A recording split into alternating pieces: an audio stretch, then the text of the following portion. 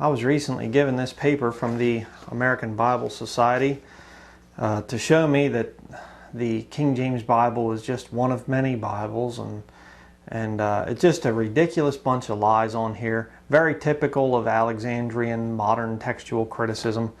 Roman Catholic is really who's behind these new versions. But I want to show you in more detail this thing because it's just ridiculous. So let's take a look at this. Alright, here you can see the chart of the English Bible. Let me zoom in a little bit here so we can get a little bit more detail. Here we have Hebrew Old Testament and Greek New Testament. Now right away you see an error there because they're only showing you that there's only one Greek New Testament, only one Hebrew Old Testament, and they go on to produce all these versions. Not true. As I've shown many times, you have Nestle Lalande, you have Textus Receptus. There are two Greek texts. There's not just one. And there are, multiple editions of both of these. There's United Bible Society's text, majority text. I mean, there's many, many, many Greek New Testaments. So right there, deception number one. Okay? So then you have, it comes down here, and they say about the 3rd through 2nd century BC Septuagint Greek Old Testament. Again, they lie. That's not true. You can study that thing out. The whole thing of the Septuagint, the early Christians used a Greek translation of the Hebrew Scriptures. I'll show you that, a little bit more detail on that in just a minute or two here. Then it goes down to Jerome's Latin Bible. Okay? Greek New Testament comes here and it goes right over there to Jerome. What about the Waldensians? Where are they at? How do they factor in here? Oh, well, they're not mentioned. So in other words, the very first group to have the Bible, according to the American Bible Society, is the Roman Catholic Church. That's a lie taught by Roman Catholicism, that the Catholic Church gave us the Bible. Not at all true. Then it goes down here to Wycliffe's Bible, and then over here to Martin Luther, and then Tyndale, and then you go down Coverdale, Great Bible, Matthew's Bible, Geneva Bible. They're all over the place here. And the Bishop's Bible, Douay-Rheims, the Jesuit Bible, and that comes over here to the King James Bible.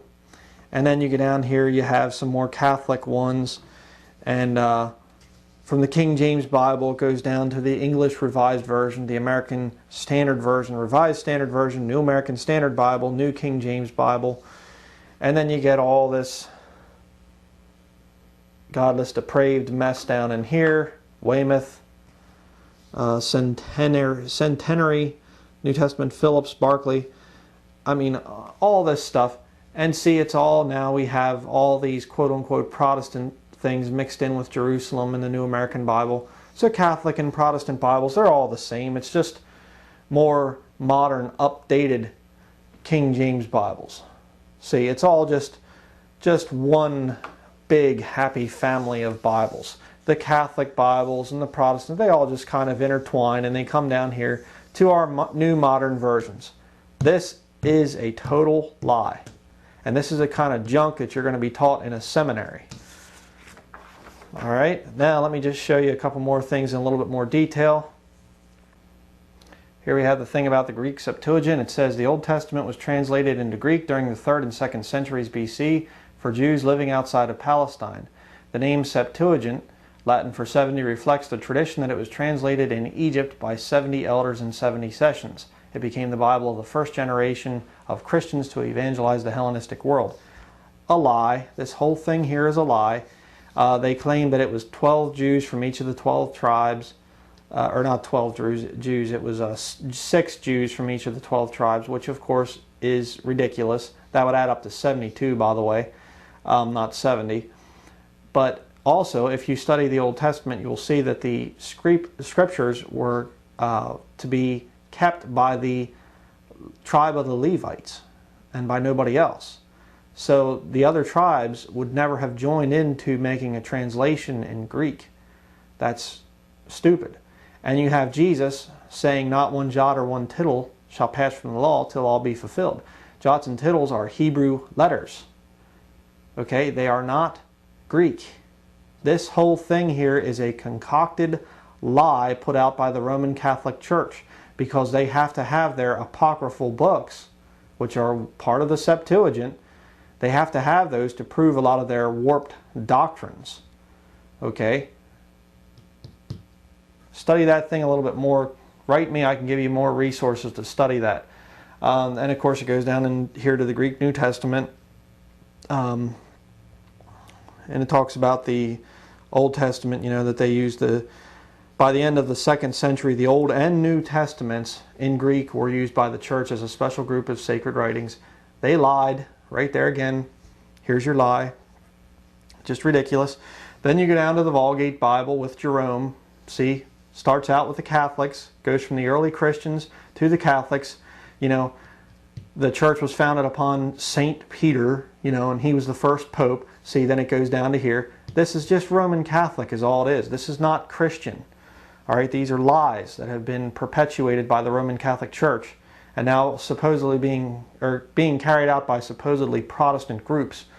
Then it goes into John Wycliffe, then it goes down here to Martin Luther, and it says the Reformation brought a renewed demand for the Bible in the language of the people. Luther himself prepared the German translation, New Testament 1522, Old Testament 1534. This was the first Western European Bible not based on the Latin Vulgate, but on the original Hebrew and Greek texts. The original Hebrew and Greek, well, they didn't have the original Hebrew and Greek. And by the way, what was the Greek text that Martin Luther used? It was the Textus Receptus. It was not the Nessel's text that all the new versions are based on. But they don't tell the reader that. They just conveniently leave that out.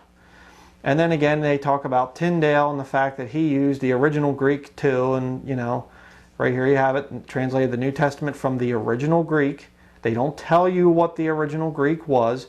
The reader is left to believe. So you go down through Coverdale and all the other Bibles that were created up until the King James Bible, okay, and how it became the most popular English Bible. So they don't tell you what Greek text is used. Just goes from here, and you're left to assume that they had the original Greek, and so did the King James translators. And then you have the Roman Catholic versions that come out, and most of those are from the Latin Vulgate. And then you come down here, later revisions and translations. It says, for more than 250 years, the King James Bible was supreme among English-speaking people. During the last 100 years, the knowledge from newly discovered manuscripts. Again, another deception. The readings of Vaticanus were available to the translators of the King James Version. They were available to Erasmus almost 100 years before the King James Version. And they were rejected because they knew of their corruption. And by the way, the majority, over 95% of the newly discovered manuscripts line up with the Receptus, the Textus Receptus. This Nessel's text right here is based on less than 1% of the extant Greek New Testament manuscripts. But they don't tell you that. And of course, then they go down through all the garbage that has been produced in the last 100 years, all the corrupt Roman Catholic Bibles. And that's what they are. This ridiculous piece of paper right here, put out by the American Bible Societies, is Roman Catholic propaganda designed to get you to get rid of your King James Version. That's all this is. It casts doubt. It covers up the fact that there are two Greek texts. There are two types of Bibles. That's so important for people to understand. You see, it's very unfortunate, but the truth is, this is what is being taught in most of our Bible colleges here in America. And of course, you know, anywhere in the English-speaking world, this is what's being taught. That this is the truth here, that all Bibles are just, you know, you have older ones, you have newer ones. Total lies. And it's so sad to know that most Christians, this is exactly what they believe. And the reason for it is because their pastors are teaching them this. They were taught it in seminary, and now they graduate, they get out, they get a church, and now they teach the people the lies of the American Bible Society and the Roman Catholic Church, if you want to boil it down to who's really behind this nonsense. Okay? Right here's your standard of truth. This thing is not just another Bible in a long line of Bibles. This is God's Word to the English-speaking people. Perfect, without error. Okay?